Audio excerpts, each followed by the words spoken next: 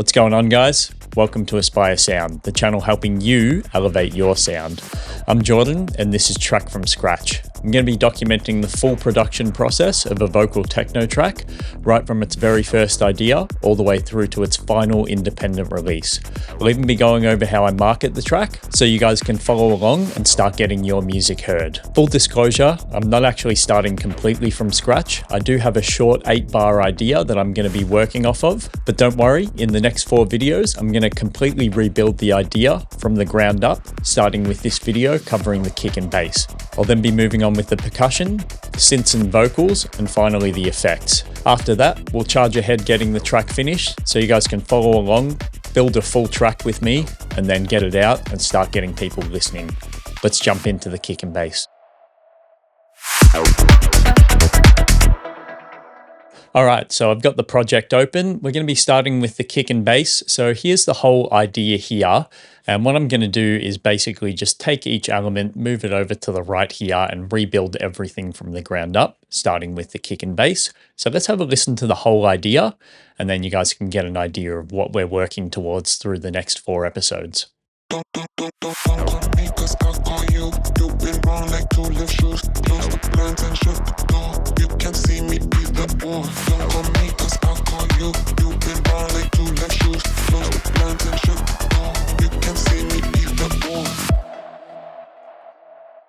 So a very good starting idea. So that's what we're going to use to flesh out an entire track once we've gone through every single group and I've explained where I'm at so far.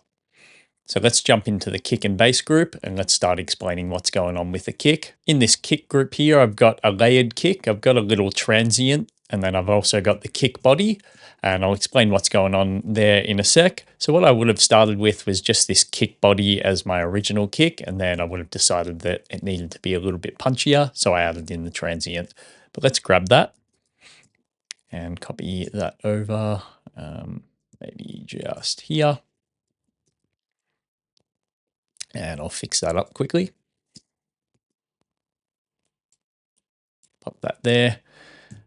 And then we've got a nice short snappy kick because I decided quite early on that I wanted the bass to be a lot more prominent. So that's why I've got a really short kick, only like pretty much just a quarter note long because this is an entire beat length. And then the rest of this gap here is going to be filled in with the bass preset that I've made. So what we can do to get this kick on every single beat, so we popped it on a beat here, then we can highlight a whole beat length, which is from this grid line to this grid line, and then we can go Command D, and that'll copy that over. And we can highlight more of that and get 4 bars going. So let's give this kick a listen real quick in the 4 bars. And what I'm going to do as well is just loop this 4-bar section. So you can highlight that section and Command L, and that'll loop the 4 bars. Let's give it a quick listen. So nice short snappy kick. Then what I did was I added a little transient on. It's not actually brightening this particular kick up too much. It's just adding a little bit of punch to the kick. But I then have the option to adjust the volume of that transient and make the kick punchier if I feel like it needs to be. So now we got that transient there. So the way I layered this particular transient was I moved the starting of our body kick over, and then I just moved that over there. Then what I also did was I adjusted the starting position of this kick, because you'll notice right now that when I sort of bring this kick back in, the waves don't quite match up. We've got a peak on this kick where we've got a trough on this kick. That can cause a little bit of cancellation. So what we want to do is adjust the starting point of this body here to sort of line it up a little bit better with this kick. So now we've got a trough here and a trough here. But what I'm going to do is copy the kick from that I already have here. And then that'll avoid any sort of cancellation. So now you can see there's a peak there, when there's a peak there, and everything's playing nicely together. So I'll play you the kick without that transient there. It's not going to be too different, but again, I have that option to increase the transient if I want to.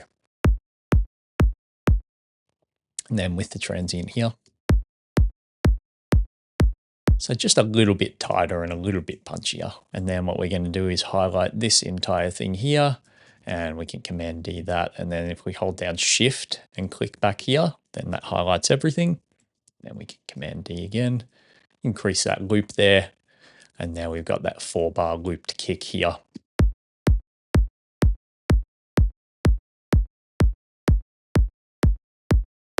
Cool.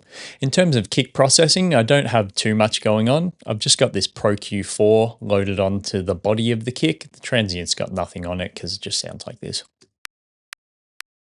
A little click, so it doesn't really need any processing. But then on the body of the kick, we've just got this Pro Q4 boosting the lows here, scooping the mids, and then boosting the highs. This low frequency boost around the 80 hertz mark just adds a little bit of warmth to the kick. So if I turn this whole thing off, but then also turn these off, you can hear what that's doing on and off. Just adding a little bit of beef to the low end. Maybe I'll solo with the transient as well.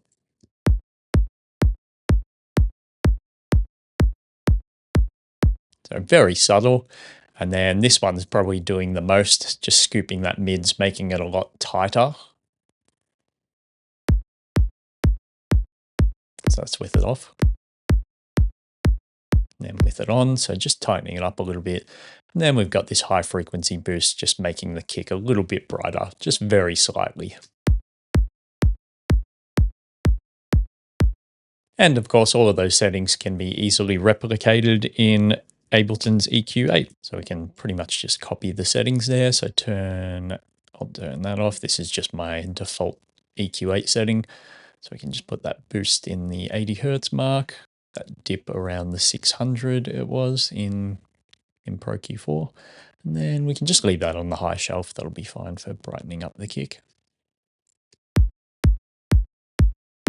So these are probably slightly more exaggerated boosts than what's in Pro Q4, but you can hear it's doing similar kind of thing.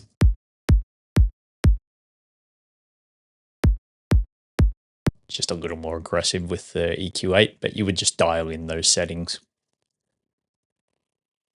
And that's the kick.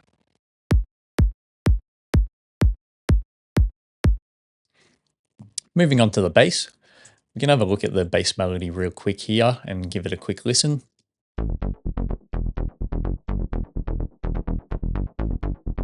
So nice and groovy, jumping around a little bit, but mostly hanging around the root note. So before you pop down your bass line, it's a good idea to determine the key of your track. So you can determine the key up here, and you want to do that as early as possible, because then what you put up here will then be applied to every single MIDI clip that you add in and every single piece of audio that you add in as well. So it'll keep everything nice and in key.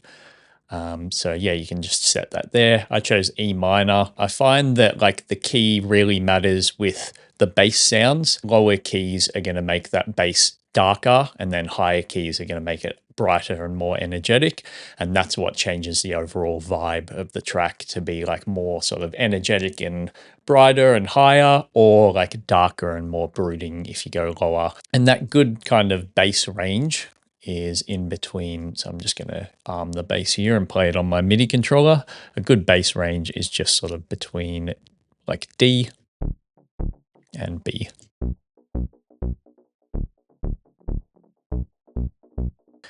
Like D0, B0. Any lower than that, it starts to sort of lose all of its low end, and then any higher than that, you start to like move away from bass. And then of course, if you're wanting the bass line to go up and down in pitch a bit more, then you kind of want to hang around like in either E, F, or G. So then you have that like that leeway to go up and down. Whereas if you were in D, then you wouldn't sort of be able to go lower than D. Or if you were in B, then you wouldn't be able to go up anymore, because then those higher notes would start to lose all of their low end because they're a little bit too high for being bass notes. So let's draw in some MIDI. So we'll just highlight 2 bars here, and I'll explain my process that I went through for coming up with the bass line. So highlight a space on a MIDI track, Command-Shift-M, and that will bring up a MIDI clip. So what I started with was just a quarter note rolling bass line on the root note. So you can see now that we've set our key, all of these purple notes are what fit in the key, and then the actual purple key on each octave here, you'll see that that's E, signaling that that's the root note. So we can just press B, get that quarter note rolling bass line, and we want it on E0.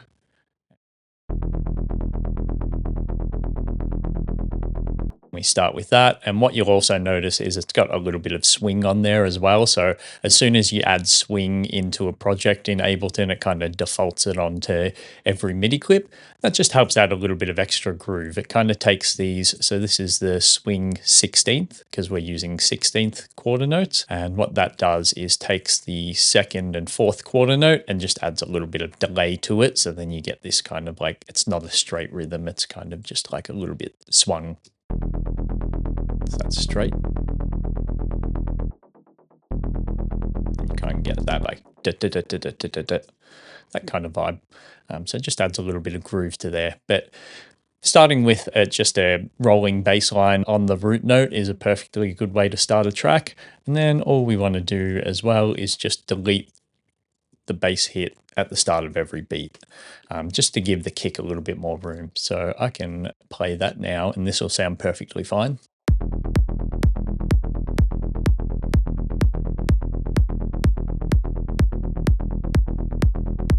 So great place to start. But then we want to start adding a little bit of variety to the bass. So what we can do is shorten some notes and put some notes up and down in pitch as well, just to add a little bit of movement to our bass line. So I'll do a similar thing to what I did in the original track, and then maybe we'll shorten that. And then maybe we'll bring this one up to here, shorten that one. So just by doing something like this, you can add a little bit of extra movement and extra groove to your bass line. Maybe we'll put this one up an octave. So if you want to put it up a whole octave to E1, you can highlight the note, hold down Shift and press up on the arrow.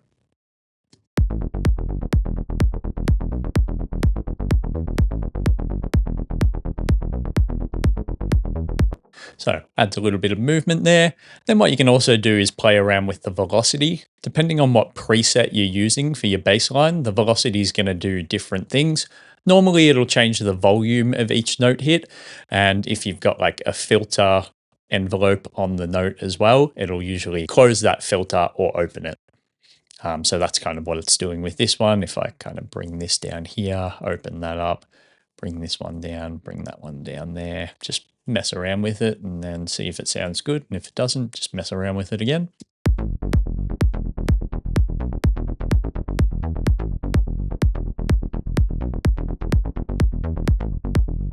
So adding a cool little bit of groove there. But what I'm going to do is I'm just going to stick with the MIDI that I've got here and I'll copy that over. So Command C, Command V.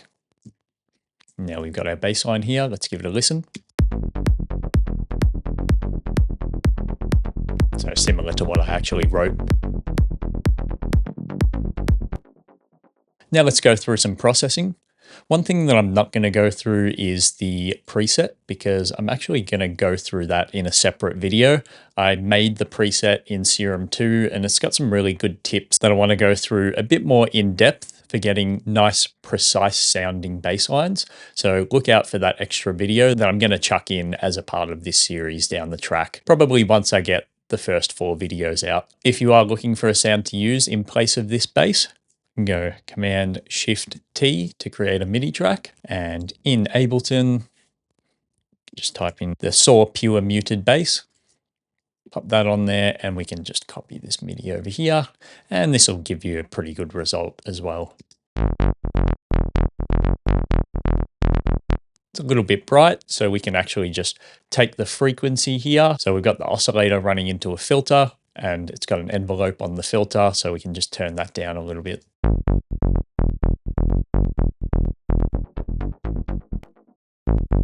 So it doesn't quite have the width that my bass has, but it's still got that nice fullness, and it's actually a little bit chunkier than the bass that I've made, so it'll suit different vibes. But you can also process it just to make it sound closer to mine. But I'm going to get rid of that. Now we can go through the processing. So to start with, we've got a Pro Q4 on here. I'll just solo the bass. This is just cleaning the sound up a little bit and just boosting the low end a little bit there as well. In sort of this frequency range here, those low mids, you can get a bit of mud buildup. So we're just reducing that a bit and then just brightening the sound up a little bit with that boost there around the 600 Hertz mark. So without that, And then with it, just really cleaning up that mud in the low mids. And of course, you can use EQ8 in place of Pro Q4 there. Then I've just got Ableton Overdrive with the Enhance preset on. I think I even just left it on the stock settings, like the stock Enhance settings. Sometimes I'll just bring the frequency down there. Might have just increased the resonance or like that bandwidth there a little bit. Next, I've got Kickstart 2. That's just ducking the bass under the kick a little bit. I've just got a really sharp setting here. Sometimes even what I do is I'll just zoom in and then like get Kickstart to be like the length of the beat length here. So then I can kind of dial this into how long the kick is. So that's really helpful. There's also a way to like route the kick into Kickstart 2 as well, and it does the same thing. Next, I've just got this filter. This filter is just being automated to turn on just in the last bar here. So you can see it's off there, and then there it turns on. And that's just to create a little turnaround at the end of every 4 bars, or you would put that at the end of every 8 bars if you were fleshing the track out a little bit more. So it just comes on there just to break everything up a little bit. Next, I got FabFilter Saturn 2, just a nice warm saturation. Pretty sure this is just the stock setting. So if you do have Saturn 2, even just the stock setting really warms the sound up a little bit so we can listen to it without it. And then that's with it. Just beefing the sound up a little bit. If you don't have Saturn 2, it's perfectly fine to rely on Ableton's saturator as well. You can chuck saturator on there.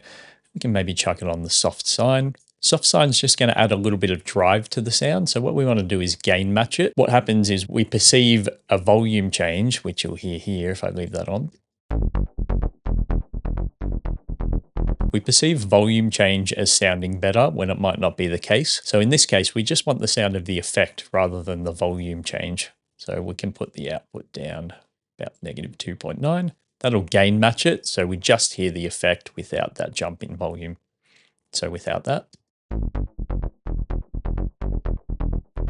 So I've still got a little bit of a jump in volume, but it's mostly just beefing the sound up a fair bit. And that's what we want, like really warming up those low mids. Just going to use Saturn 2 though. And then I've just got a glue compressor preset, the bass punch. Can also just get away with using this standard Ableton compressor or any compressor of your choice. And it's just kind of lightly compressing the sound. So you can see the attacks all the way up, the releases all the way down. So it's not actually reducing the sound too much or affecting the sound too much, just adding a little bit of warmth again and fullness.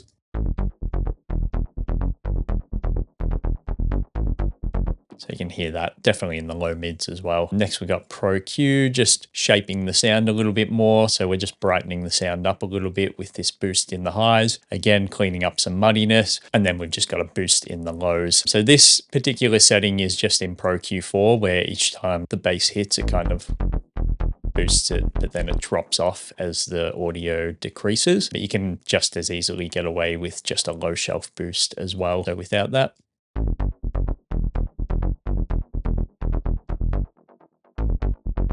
With it. Just brightening the sound up a little bit and making it sound nice. Then finally, I've just got another compressor. This is the 1176 Revision A, the blue stripe. It's really good for vocals. I just heard somewhere that it also sounded good on bass, so I just thought I'd try and chuck it on there. Again, you can just get away with using the Ableton glue compressor or the normal compressor and dialing in the settings similar to what I've got here. But again, just like bringing the bass a little bit more forward. So if I play it without it. And with it. Making it sound nice and fat. And then finally, on the kick and bass group, I've got processing as well. So I've got both the kick and bass running into its own signal chain. And this signal chain just helps bring the kick and bass together because I want the relationship of the kick and bass to be as close as it can be. So by processing both sounds the same with things like a saturator, an EQ, a distortion, all imparts the same kind of harmonics to both of the sounds and brings them together nicely. So again, we've got Saturn 2, very, very light setting. So in place of this, you could just use Ableton Saturator with the analog clip setting, which is the lightest setting on the Ableton Saturator, and that'll give you just the same result. You just need to drive it just slightly and then bring the output down very slightly as well. So listen to the kick and bass together without it. Then I'll turn it on. Just a tiny little bit of warmth there. Then what I've got is the Pultec EQ, really great for like bass sounds or just like doing what I'm doing here and bussing your kick and bass into it. Basically what it's doing is, so you guys can replicate this with the EQ8, it's just got a low shelf that's boosting the sound between 20 and 100 hertz, just depending on where you set the sound. So let's go 30, because I think that's where mine's set to. And then what it does is it puts like a very narrow dip just above that frequency there. So probably around there. And then what you can do is just highlight these and move that around to dial in the settings. So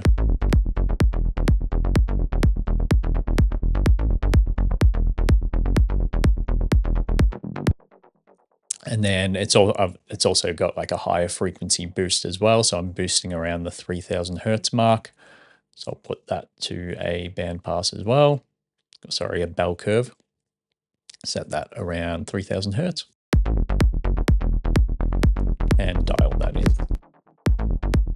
That should be doing similar to what the Pultec's.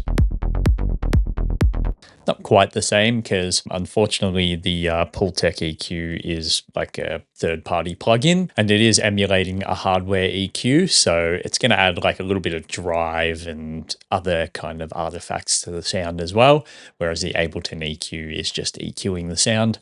But you can get similar results by sort of playing around with the settings that I added to the EQ8 here. Next, I got drum bus. It's just the stock settings with the dry wet turned down to 5%.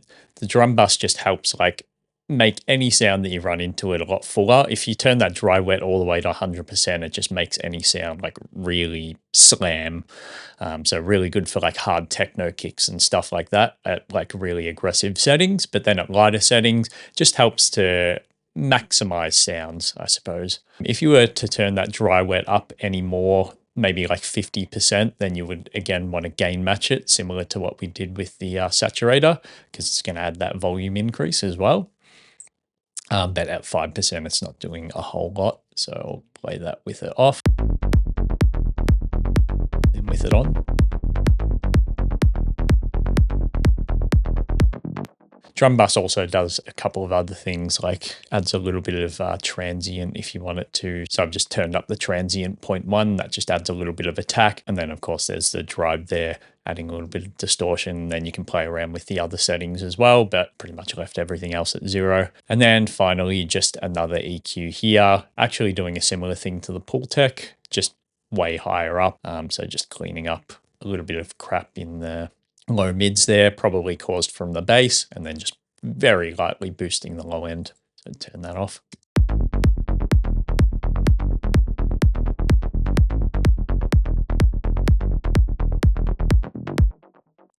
And that's it. That's how I came up with the kick and bass line for the original idea that I had here.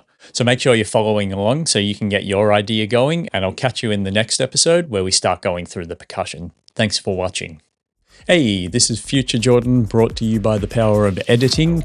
Not going to put an outro on every single episode, but I just thought I'd put it on this one just to give a little bit of an update. I've filmed all 4 episodes. I just need to go about editing them. So now that this one's out, I'm going to get rid of that original first episode that was sort of just too much crammed in there. And because I've already filmed everything, I just need to go through and edit. So I'm going to try and get the first 4 episodes out once a week, and then I'll get that bass video out as well. So make sure you're subscribed and following along, and I'll see you in the next video. Thanks for watching.